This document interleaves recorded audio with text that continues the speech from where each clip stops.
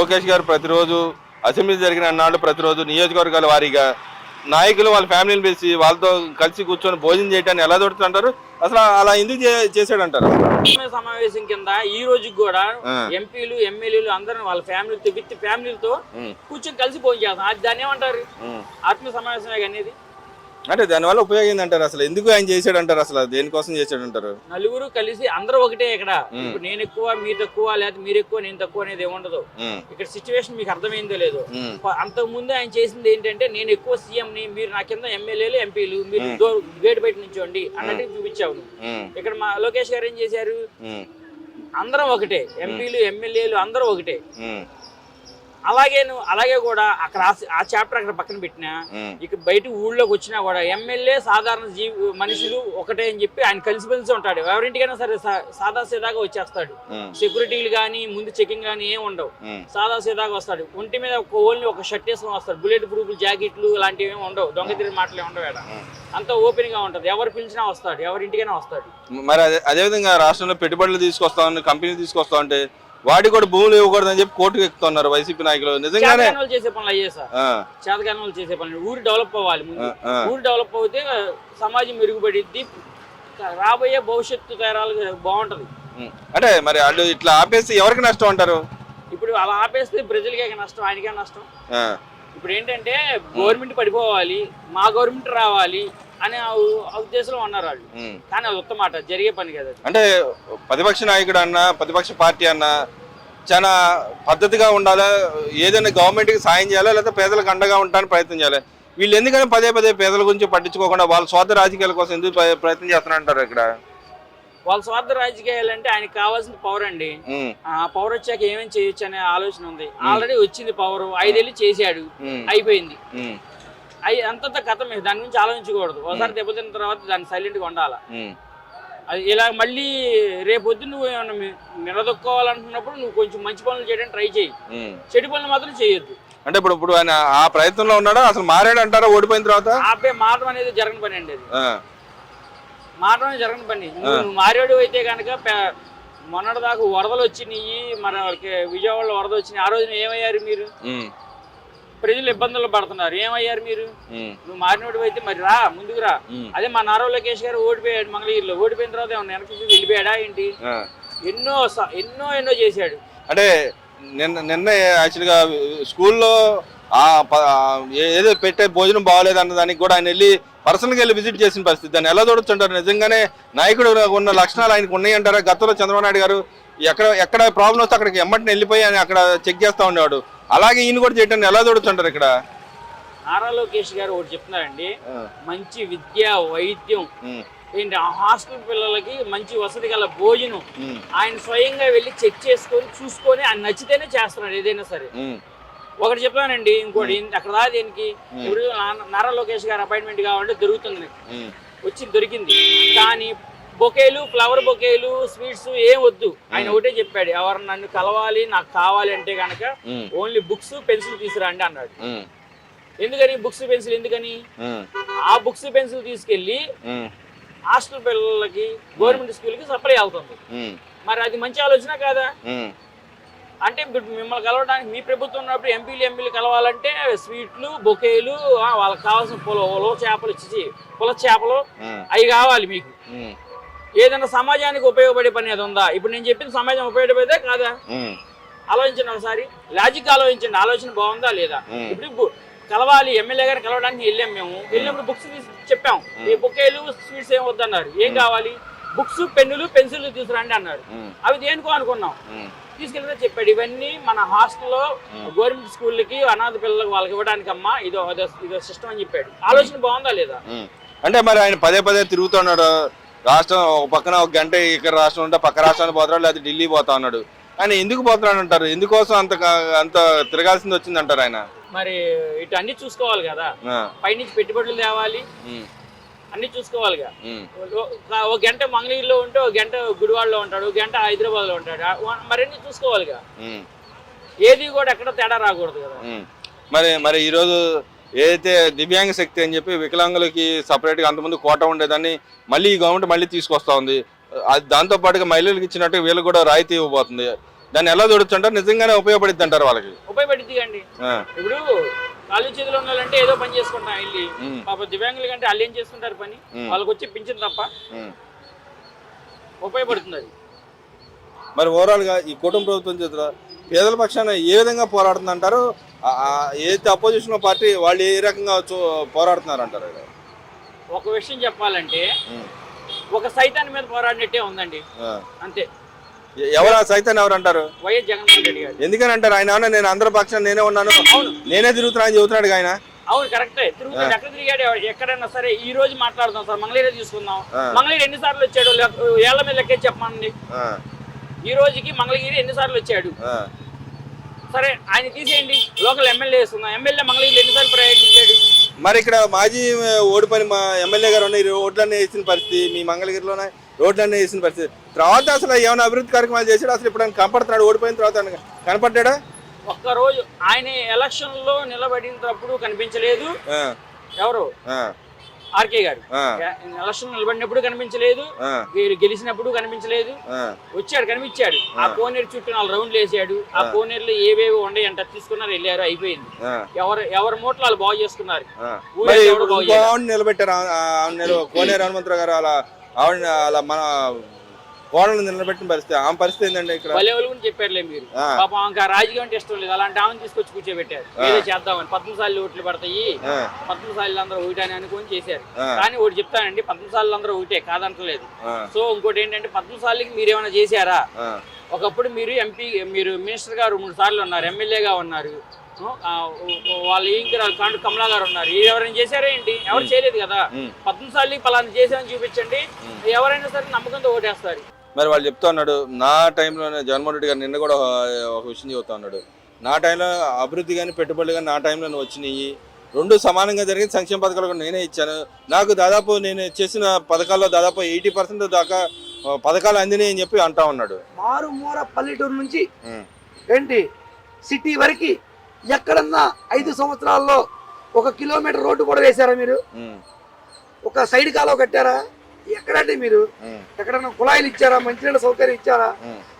కనీసం బస్సు వెళ్ళే పల్లెటూర్లు కూడా లేవండి.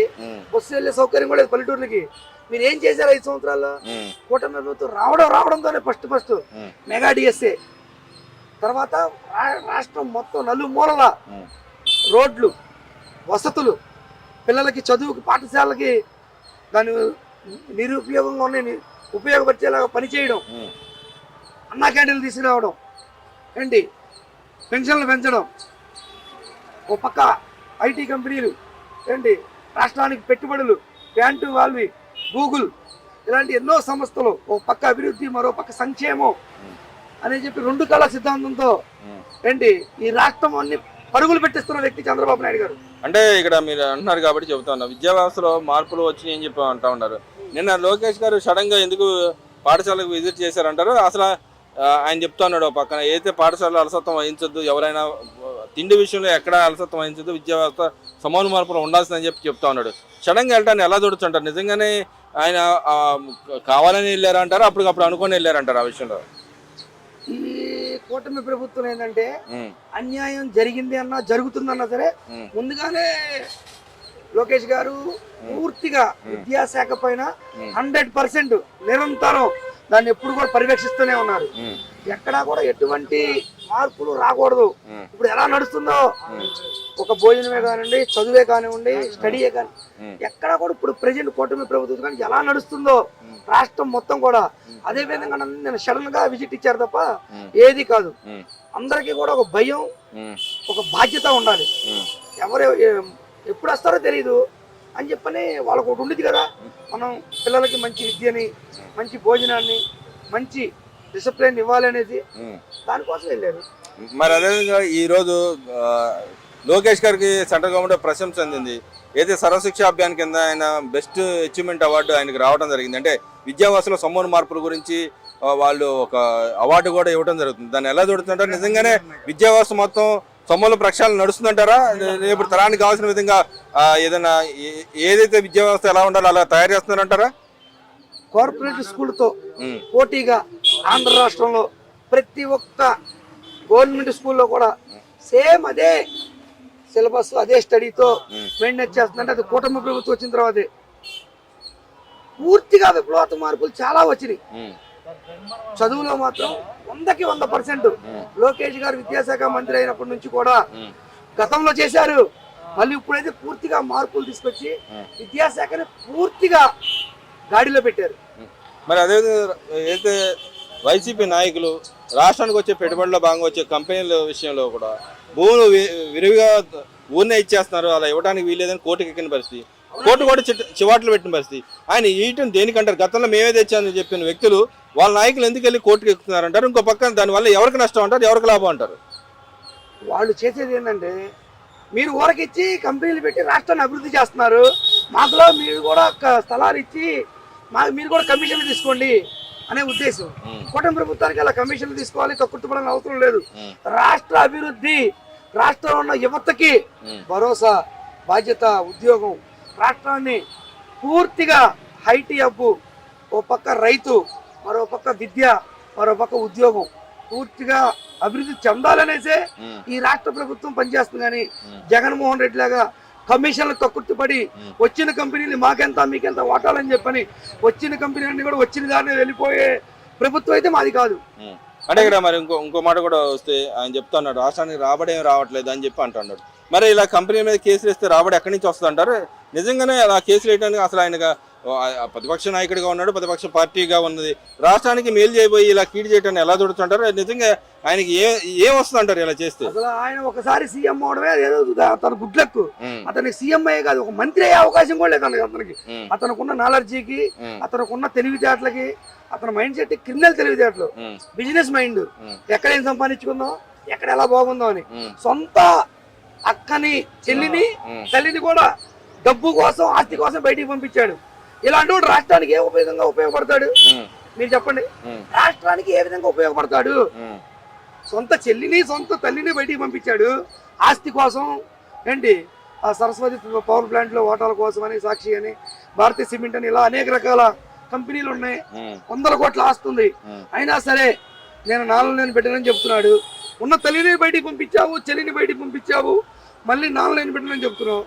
నిన్ను ఏ రకంగా అర్థం చేసుకోవాలి ఈ రాష్ట్ర ప్రజలు కానీ ఈ దేశంలో ఉన్న ప్రజలందరూ కూడా?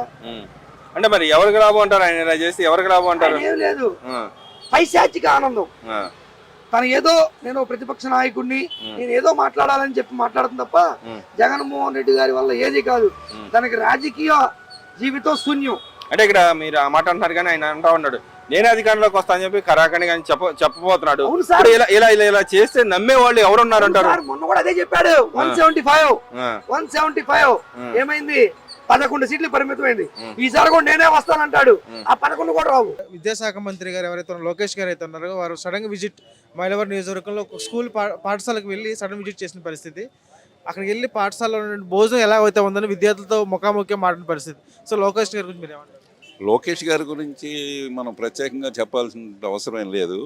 ఎందుకంటే ఆయన చాలా డైనమిక్గా ఆయన డెసిషన్స్ తీసుకోవటం కానీ, లేదా గత 5 సంవత్సరాల్లో ఉన్నటువంటి పరిస్థితిని పూర్తిగా మార్చేసి వాళ్ళకి మధ్యాహ్న భోజనంలో మెనూ కూడా మార్చేసి చాలా అద్భుతమైనటువంటి మెనూని ఏర్పాటు చేసి పర్యవేక్షిస్తున్నారు. అట్లాగే విద్యార్థులకు కావాల్సినటువంటి కరికులం కూడా ఆయన ఆధునికమైనటువంటి వాటిని పిల్లలకి పరిచయం చేయాలనేటువంటి వాటిని ఆయన అమలుపరిచే దిశలో నడుస్తున్నారు. నిజంగా అది అభినందనీయం. గతంలో చూసుకుంటే కనుక ఈ రేషన్ బియ్యం ఇచ్చి, అంటే దొడ్డు బియ్యం ఇచ్చి పిల్లలకి మధ్యాహ్న భోజనం పథకం పెట్టిన పరిస్థితి. ఒకటే కూర ఒకటే సాంబార్ అన్నట్టుగా వారం రోజులు ఒకటే మెనూలో ఉండే పరిస్థితి. ఈ కూటమి ప్రభుత్వం అధికారంలో వచ్చిన రోజుకి ఒక మెనూ ఇచ్చి బియ్యంలో కూడా క్వాలిటీ బియ్యం, సన్న బియ్యాన్ని ఇచ్చి మధ్యాహ్న భోజనం పథకం పెడతా ఉందన్న కదా. వాస్తవంగా చెప్పాలి అంటే వాళ్ళకు కూడా మెరుగైనటువంటి భోజనం పెట్టాలి, అలాగే మెనూ బాగుండాలి, వాళ్ళకి ప్రోటీన్ ఫుడ్ అందాలి అనేటువంటిది ఆయన ఉద్దేశం.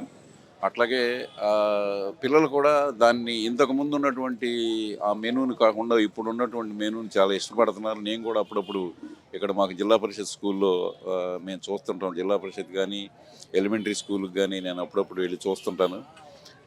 అప్పుడప్పుడు నేను అన్నిటినీ గొప్పగా మెచ్చుకొని కానీ ఎక్కడన్నా చిన్న చిన్న పొరపాట్లు జరుగుతాయి. ఈ పొరపాట్లను మళ్ళీ వీళ్ళు ఫీడ్బ్యాక్ తీసుకుని వాళ్ళు మళ్ళీ సరి చేయటం అనేటువంటిది ఆ వ్యవస్థ మేము ఈ ఇప్పుడు ఉన్నటువంటి విద్యా కమిటీ వ్యవస్థ చాలా పటిష్టంగా పనిచేస్తుంది. వాళ్ళని నిజంగా అభినందించాలి.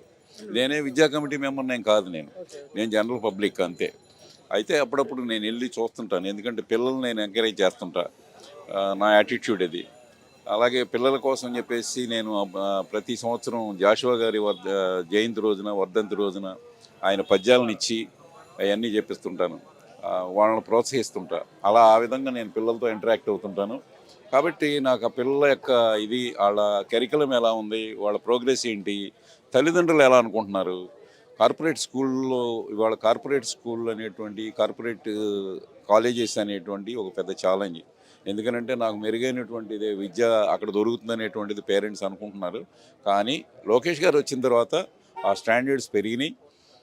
అట్లాగే వాళ్ళకి యూనిట్ టెస్టులు కానీ, ఆయా క్వార్టర్లీ, హాఫ్ ఇయర్లీ కానీ ఇవన్నీ కూడా ఇన్ టైంలో జరుగుతున్నాయి. ఇవాళ మీకు 10th క్లాస్ ఆల్రెడీ ఇవాళ 2వ ఎగ్జామ్ జరిగి ఉంటుంది ఇవాళ. మరి మార్చి నెలాఖరికల్లా పరీక్షలు అయిపోయి వాళ్ళు నెక్స్ట్ సిలబస్కి రెడీ అవుతారు అనేటువంటిది దీన్ని బట్టి అర్థం చేసుకోవాలి. అలాగే ఇంటర్మీడియట్ పరీక్షలు కూడా కెమిస్ట్రీ ఇవాళతో అయిపోయింది. కెమిస్ట్రీ అంటే మిగతా ఈ సబ్జెక్టులు హిస్టరీ సివిక్స్ అయ్యే వాళ్ళకు ఉండుంటాయి.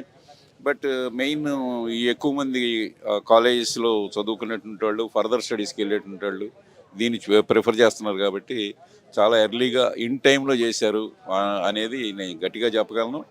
ఆ విధంగా చేయటం అనేటువంటిది పిల్లల యొక్క భవిష్యత్తుని మంచి కోరేటువంటి వ్యక్తిగా, ఇది మంచి కోరేటువంటి కూటమి ప్రభుత్వంగా నేను వాళ్ళకి అభినందనలు తెలియజేస్తాను. అంటే కూటమి ప్రభుత్వం అధికారంలో వచ్చిన తర్వాత కూడా డిఎస్సి నోటిఫికేషన్ తీసి 16,000 టీచర్ల పోస్టుని తీసుకోవడం జరిగింది. సో గతంలో చూసుకుంటే కనుక నేను డిఎస్సి ఇస్తాను, ప్రతి సంవత్సరం జాబ్ క్యాలెండర్ ఇస్తానని చెప్పిన గత ప్రభుత్వ పాలకులకి, అధికారంలోకి వచ్చిన 20 నెలల్లో ఉన్న ఈ పాలకులకి సో ఎటువంటి వేరియేషన్ ఉంది ఈ డిఎస్సి విషయంలో? నేను గత ప్రభుత్వాన్ని ప్రత్యేకంగా ఏదో ఇక్కడ విమర్శించాలనేటువంటిది కాదు. ఇచ్చినటువంటి వాగ్దానాలు నిలబెట్టుకోలేదు కాబట్టి అది ఆ నిరుద్యోగులు అనేటువంటి వాళ్ళు వెక్స్ అయిపోయారు. అది అందరికీ తెలిసిన విషయమే. అయితే వీళ్ళు ఏం చేస్తున్నారు, ఇన్ టైంలో ఎగ్జామ్స్ పెడుతున్నారా లేదా, ఆ ఎగ్జామ్స్ డిఎస్సి నిర్వహించి వాళ్ళకు ఉద్యోగాలు ఎలా ఇస్తున్నారు ఏంటి అనేటువంటిది మనం అందరం చూస్తున్నాం. అలాగే నెక్స్ట్ డిఎస్సికి కూడా రెడీ అయిపోతామని చెప్పారు. అది చాలా అత్యవసరమైనటువంటి విషయం. ఎందుకనంటే నెగ్లెక్ట్ చేశారనుకోండి, ఎప్పుడైతే సబ్జెక్ట్ ఎక్స్పర్ట్లు ఉండరో అప్పుడు ఆ విద్యా వ్యవస్థ కూడా వెనకబడిపోతుంది.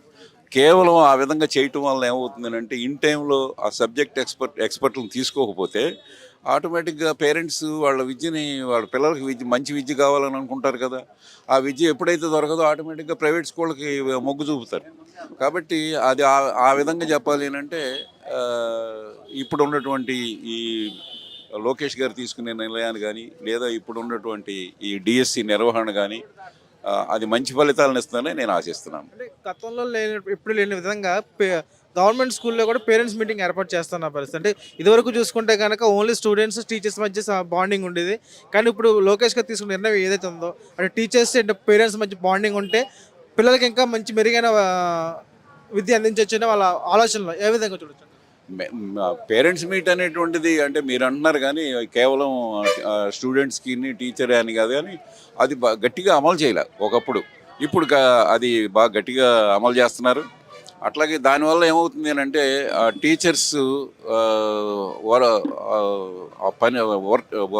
రిసిప్ట్ ఆఫ్ ది వర్క్, మనం ఏం పని చేస్తున్నాం, పిల్లలకు మనం చెప్పేటువంటి సబ్జెక్ట్ ఎంతవరకు రీచ్ అవుతుంది, అట్లాగే దానిలో బాధ్యత ఈ పేరెంట్స్ కూడా ఇన్వాల్వ్ చేయటం అనేటువంటిది చాలా అవసరం కాబట్టి అది చేస్తున్నారు. ఇంకొకటి ఏంటంటే దీంట్లో ముఖ్యంగా పేరెంట్స్ని దాంట్లో ఇన్వాల్వ్ చేయటం అనేటువంటి ముఖ్య ఉద్దేశం ఏంటంటే పిల్లలు హయ్యర్ క్లాస్కి వచ్చేపటికి చాలామంది పిల్లలు డ్రగ్స్కి అలవాటు పడి లేదా మాదక ద్రవ్యాలకు అలవాటు పడి గత 5 ఏళ్లలో మనం ఒక రకంగా బాధపడాలి. రేపు రాబోయే సమాజం అనేటువంటిది ఇవాళ హై స్కూల్లో ఉన్నటువంటి పిల్లలే రేపు రాబోయే సమాజాన్ని నిర్మిస్తారని నేను నమ్ముతున్నా.